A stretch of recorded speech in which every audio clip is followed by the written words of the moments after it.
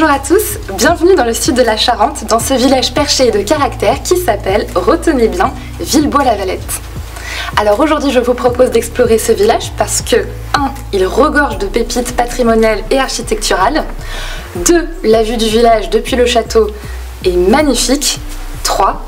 Il fait vraiment bon vivre, ce qui ne gâte rien. Alors on ne perd pas de temps, mais il faut que je vous présente le château médiéval, les halles du XVIIe siècle, une église romane, oula, il y a plein de merveilles, alors c'est parti pour la rubrique Arrêt sur village.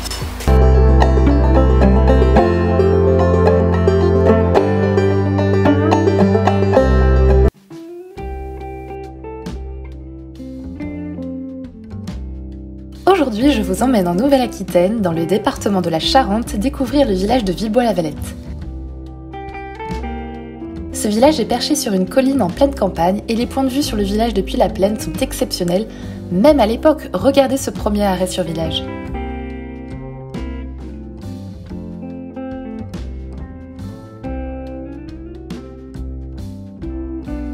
Avançons-nous un peu plus et commençons à arpenter ces ruelles. Vous arriverez vite au cœur du village et découvrirez des halles construites au XVIIe siècle.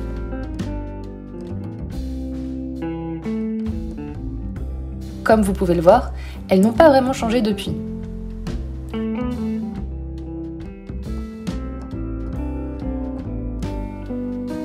Sa charpente est un vrai chef-d'œuvre. Vous apercevrez aussi un très beau cadran solaire datant de 1627 et en face une fontaine. Cette borne fontaine fut inaugurée au XIXe siècle, remplaçant le puits.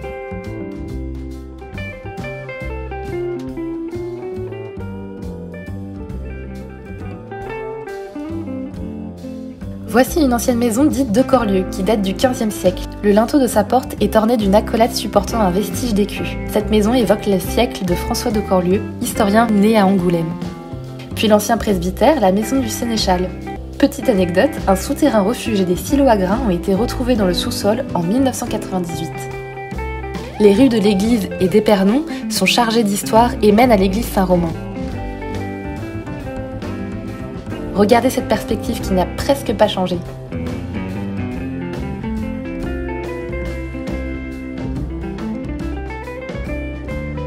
Cette église paroissiale date du XIIIe siècle et a été restaurée au XIXe siècle.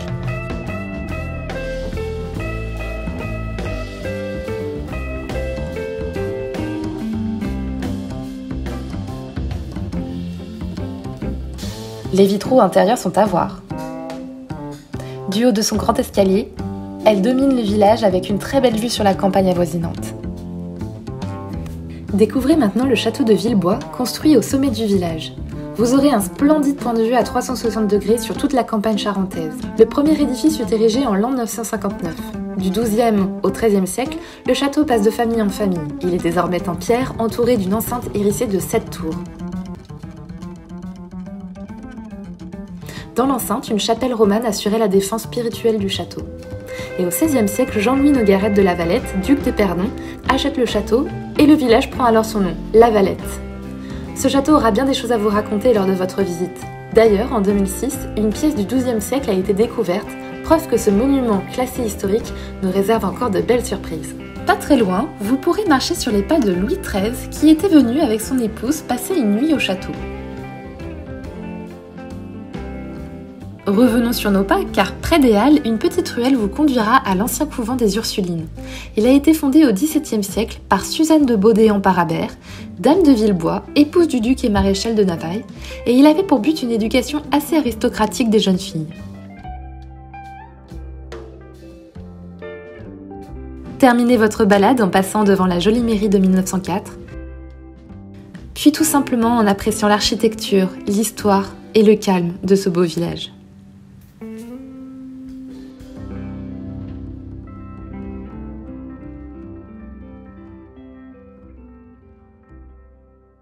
Comment vit-on à Villebois-la-Valette? Comment valoriser son village et le faire vivre? J'ai fait la connaissance de Nadia et de son mari Patrick qui vont nous parler de leur association et nous expliquer comment le village a développé leur propre savon. Tout de suite, une nouvelle rubrique qui s'appelle « C'est son village ».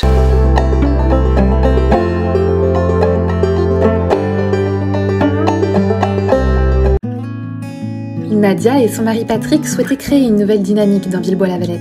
Ils ont eu la bonne idée de créer une savonnerie au profit de leur association Les Bulles de Vie et leur boutique solidaire au cœur du village ne désemplit pas.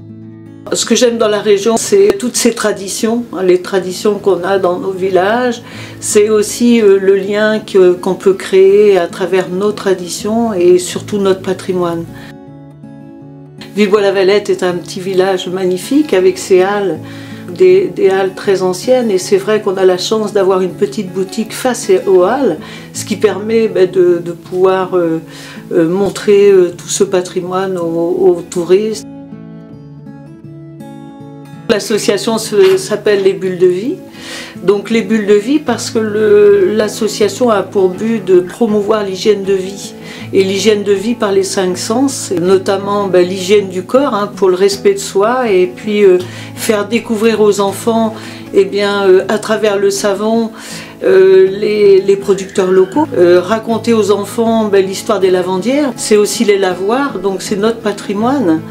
Et il était important de transmettre aux enfants ce beau métier qui est le métier de savonnier.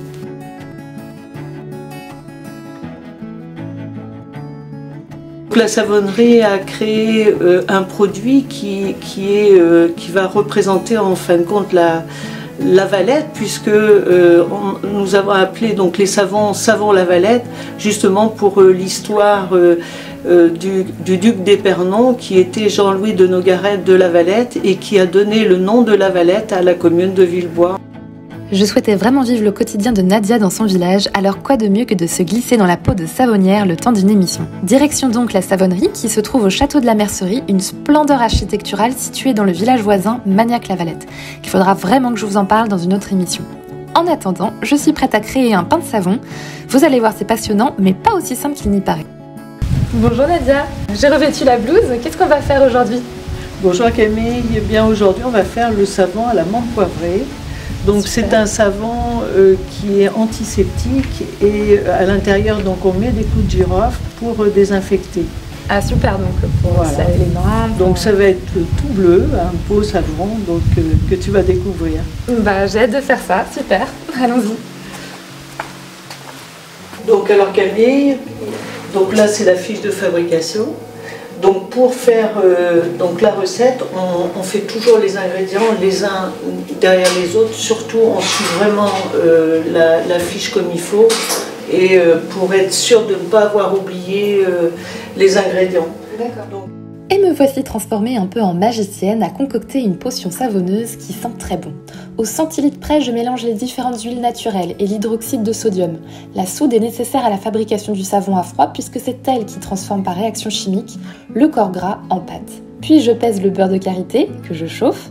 Vient le mélange, la solution de soude est versée dans l'huile et on brasse avec un pied mélangeur. La pâte de savon commence à prendre forme, c'est là sa ponification à froid. Nous allons pouvoir ajouter les ingrédients actifs et les couleurs. Nadia ajoute un mica bleu pour donner cette belle couleur au savon.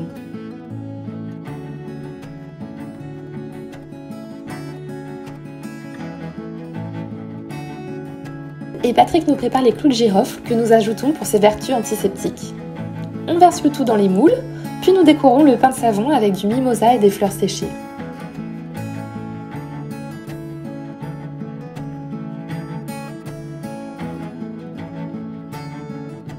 Il faudra attendre quelques semaines pour que le pain de savon durcisse, que la soude se soit évaporée et que nous puissions couper les savons pour les mettre en boutique. Vous pouvez retrouver les savons naturels La Valette sur la boutique art du site c'estmonvillage.fr. Merci Nadia et Patrick pour m'avoir fait vivre cette belle expérience. Alors on m'a dit, tu sais, ici Camille, c'est la capitale de la cornuelle. Alors, qu'est-ce que c'est la cornuelle? Moi je croyais que c'était un concours de vachettes, mais en fait pas du tout. C'est une spécialité des boulangers de Villebois-la-Valette. Ça ressemble à ces petits biscuits. Donc ce sont des sablés triangulaires Pascal. Et évidemment, moi je ne peux pas résister à des spécialités culinaires, donc je vais goûter avec vous.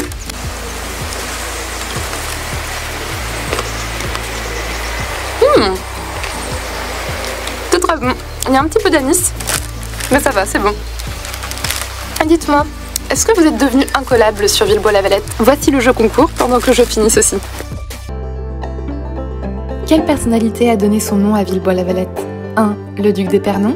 2. Louis XIII.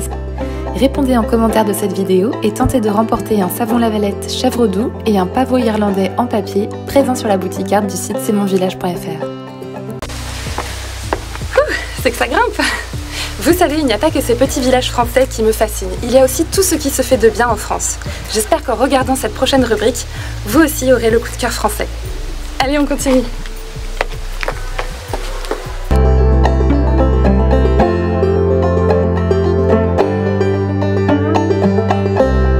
Bonjour, je m'appelle Ariane et je suis la créatrice de Ménorebelle qui existe depuis maintenant 1 an et demi.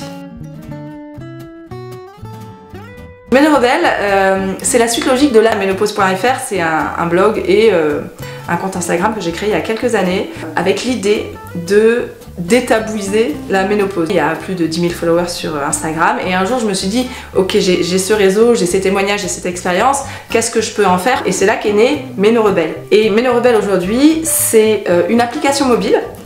C'était la première application mobile sur la ménopause et donc sur cette application il y a de l'information. Expliquer ce que c'est que la ménopause tout simplement, qu'est-ce qui se passe dans le corps à ce moment-là. Il y a également de l'actualité, il y a également des solutions parce que en fait c'est le plus important, c'est d'apporter des solutions pour que les femmes puissent ensuite choisir ce qui leur convient le mieux. Enfin, dernier point, c'est une formation en entreprise qui existe depuis un peu moins d'1 an maintenant parce que comme tout sujet qui est personnel, on ne le laisse pas chez soi quand on va au travail. Donc quand on va au travail, le sujet reste présent. Comme toutes les questions qui concernent la santé féminine, la France est en retard. Ça fait des années que dans les pays anglo-saxons, il y a des études sur les impacts de la ménopause, sur la femme, sur la carrière de la femme, sur la santé de la femme. Et en France, ces 2 dernières années, il y a eu 2 études sur la ménopause dans la société française et une autre étude par la mutuelle Alan sur la ménopause et le travail. Et donc voilà, ça c'est vraiment très récent alors que ça fait des années que dans les pays anglo-saxons ça existe. Par exemple, les formations ménopause en entreprise existent depuis, je sais pas, 5-6 ans dans les pays anglo-saxons. Oui, parce que tous les hommes ont une mère, une sœur, une femme qui est ou qui sera un jour ménopausée. D'ailleurs souvent les hommes ne comprennent pas ce qui se passe dans le corps de leur conjointe et sont perdus, ils ne savent pas comment aider. Et donc il y a quelques années, moi j'avais fait un petit guide sur comment soutenir sa conjointe quand elle est ménopausée, qui marche super bien, qui est vraiment beaucoup téléchargé. Donc après, d'un point de vue professionnel, oui c'est pareil parce que un homme qui travaille avec une femme ménopausée, forcément il est concerné si la personne avec qui il travaille n'est pas bien. Les aménagements qui peuvent être mis en place au travail pour soulager quelqu'un, c'est pas pour soulager quelqu'un qui est ménopausé, c'est pour soulager quelqu'un qui a un problème de sommeil, qui a un problème de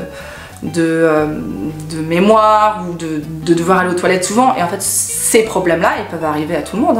Et est-ce qu'ils sont concernés personnellement? Donc les hommes ne sont pas ménopausés, mais ils ont l'andropause, qui est quelque chose d'un peu différent, c'est moins violent, il y a moins une chute brutale d'hormones et donc forcément il y a moins de symptômes brutaux. Mais globalement oui, les hommes sont concernés à tous les niveaux en fait par les questions de la ménopause. Côté Ménorebelle, c'est vraiment s'installer du côté des RH comme l'acteur vers qui se tourner quand on veut parler ménopause en entreprise. Donc ça c'est le premier point et ensuite bien sûr développer l'application et surtout continuer d'animer la communauté avec les témoignages etc. pour continuer de banaliser en fait la ménopause et offrir des solutions, des choix aux femmes qui peuvent être concernées.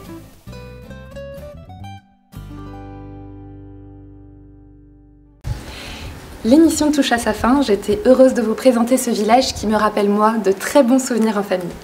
Venez arpenter ces ruelles, profitez de la région et surtout, n'oubliez pas, c'est mon village, mais c'est avant tout le vôtre. À bientôt!